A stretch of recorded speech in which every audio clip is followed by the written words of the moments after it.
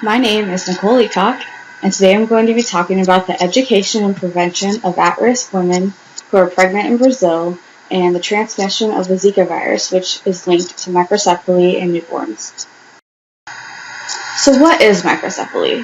Microcephaly is a condition where the newborn's head is smaller than normal. During pregnancy, the baby's head grows while the brain is developing. In some cases, when the brain is developing, there can be damage. One link to microcephaly is from the Zika virus when the women are pregnant. Other problems due to microcephaly include seizures, developmental delay including sitting, standing, and walking, intellectual disability, problems with movement and balance, feeding problems such as difficulty swallowing, hearing loss, and vision problems. The CDC is quoted as saying babies with microcephaly often need close follow-up through regular checkups with the healthcare provider to monitor their growth and development. Microcephaly is a lifelong condition. There's no known cure, and there's no standard treatment for microcephaly because there can be ranges from mild to severe cases.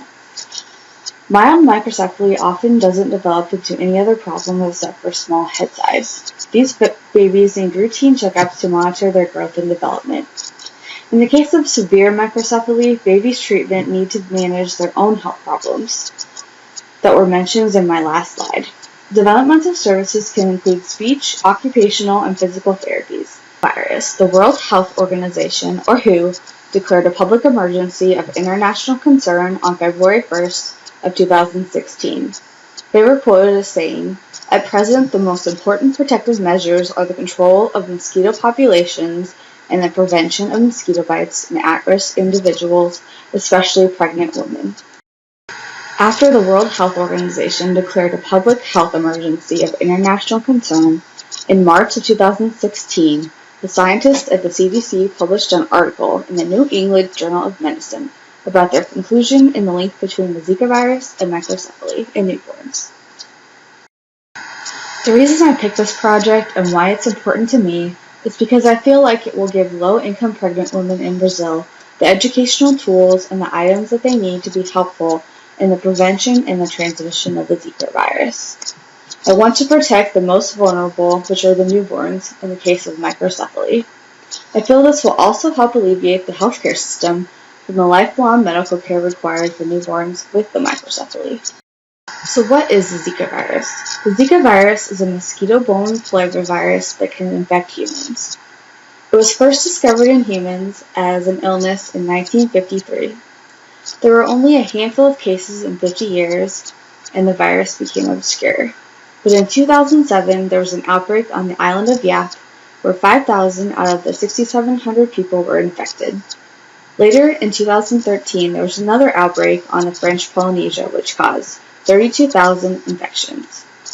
There were subsequent outbreaks on the Pacific Islands in 2014 and 2015. Then from the Pacific Islands, the outbreak reached Brazil in the beginning of 2015. This outbreak in Brazil was a 20-fold increase compared to previous years.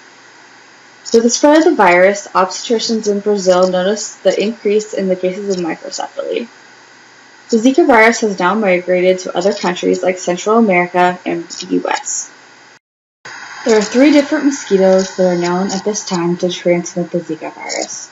This is an image of the US mosquito population. The first local transmission of the Zika virus happened in Florida in 2016. Currently, there are no vaccinations for the treatment of the Zika virus. So far in the US, 23,000 people and in Puerto Rico have contracted the virus. This includes 2,000 pregnant women.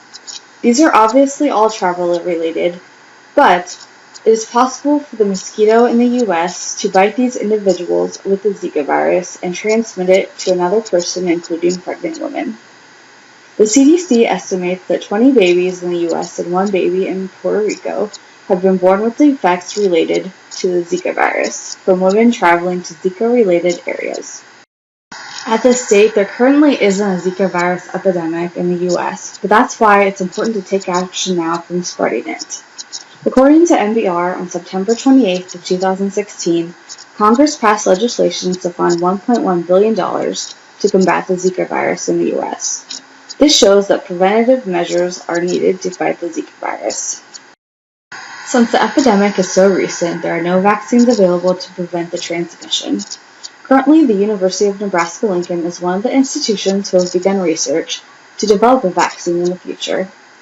I was able to attend the 16th Annual Virology Symposium on October 7th of 2016.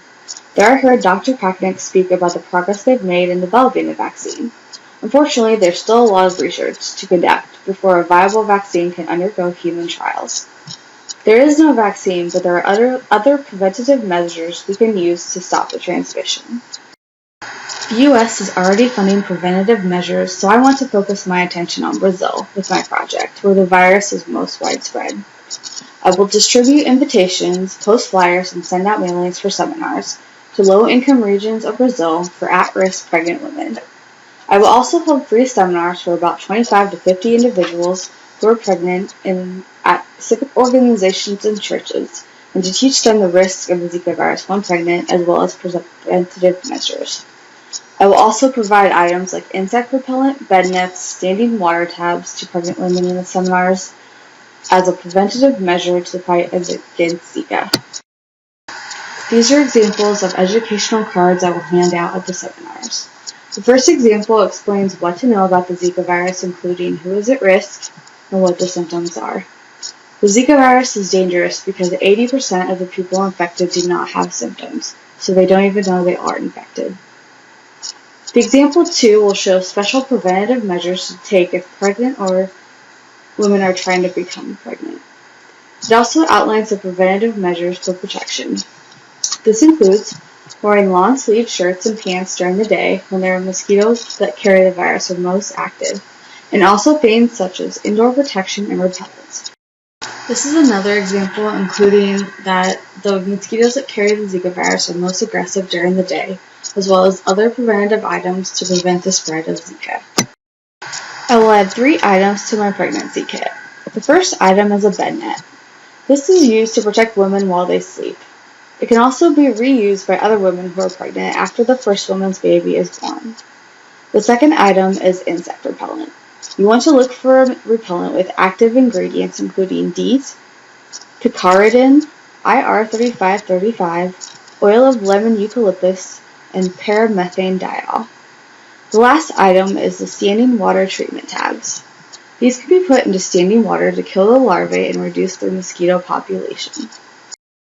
My budget includes publicity, seminar materials, the Zika prevention kits that I will pass out, and also refreshments at the seminar. I'm asking for the fundings of $14,000. It is important to me to protect the most vulnerable and to stop the transmission as soon as possible before a vaccine for the virus is available. The prevention of Zika virus cases in pregnant women will reduce the amount of newborns with microcephaly, other defects, and increase their survival. This takes less pressure off the healthcare system for the lifelong requirement for children with microcephaly.